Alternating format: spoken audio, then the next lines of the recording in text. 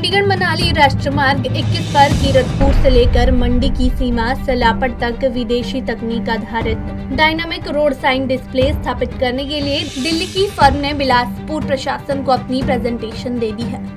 Dynamic road sign display स्थापित करने के लिए फर्म ने बेकायदा सर्वे भी किया है, जिसकी रिपोर्ट जल्द ही प्रशासन के पास सबमिट होगी और इसी रिपोर्ट के आधार पर अगली कार्य योजना को अंतिम रूप दिया जाएगा। फर्म में सलापड़, घाघर, सनौनी चौक, जामली, कीरतपुर के पास जगह सिलेक्ट की गई है। ये हिमाचल का पहला ऐसा प्रोजेक्ट है जिससे वाहनों के दबाव के लिहाज से अत्यंत व्यस्त राजमार्ग पर आए दिन लगने वाले जाम से निजात दिलाने के लिए प्रशासनिक स्तर पर महत्वाकांक्षी योजना तैयार की गई है।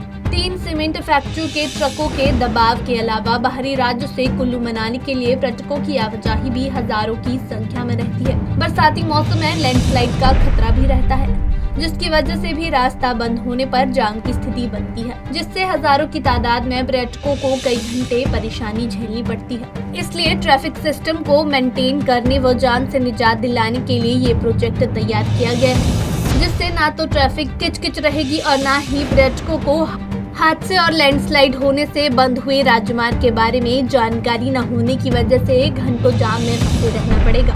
पिछले दिनों दिल्ली की नामी कंपनी के एक्सपर्ट ने जिला प्रशासन के साथ बैठक की और अपनी प्रेजेंटेशन दी है। साथ ही फर्म के एक्सपर्ट ने सलापड़ से लेकर कीरतपुर तक सर्वे भी किया है। इसके तहत कीरतपुर से लेकर सलापड़ तक चुनिंदा जगहों पर डायनामिक रोड साइन डिस्प्ले स्थापित किए जाएंगे, जिनकी कनेक्टिविटी बिलासपुर मुख्यालय के कंट्रोल रूम के साथ रहेगी। इस संदर्भ में उपायुक्त पंकज राय ने बताया कि दिल्ली की फर्म ने प्रेजेंटेशन दी है और सलापड़ से लेकर कीरतपुर तक एक सर्वे भी किया है, जिसकी रिपोर्ट जल्द ही उन्हें प्रेषित की जाएगी। इस रिपोर्ट के आधार पर ही अगली कार्य योजना बनेगी।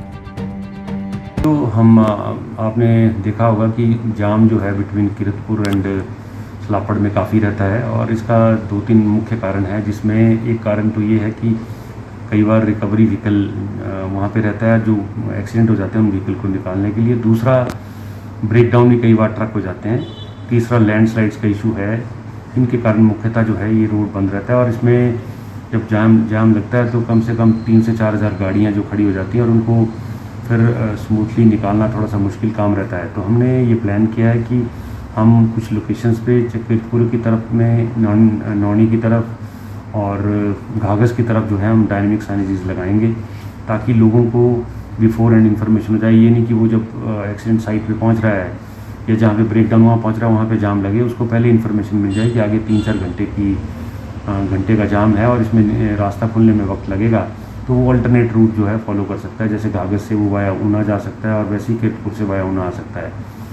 दूसरा, जो पिटीशन दी और वो कंसेप्ट नोट सबमिट कर रहे हैं, उसके बाद हम प्लान करेंगे इसको जल्दी से जल्दी हो जाए, ताकि जो लोग काफ़ी देर तक जाम में फंसे रहते हैं वो उनको दिक्कत ना हो। डायनामिक रोड साइन डिस्प्ले लगने से जल्द ही लोगों को काफी राहत मिलने की उम्मीद है। ट्रैफिक सिस्टम को मेंटेन करने और जाम से निजात दिलाने के लिए ये प्रोजेक्ट तैयार किया जा रहा है, जिसके बाद ट्रैफिक जाम की समस्या मानो खत्म हो जाएगी। पंजाब केसरी टीवी के लिए बिलासपुर से सुभाष ठाकुर की रिपोर्ट।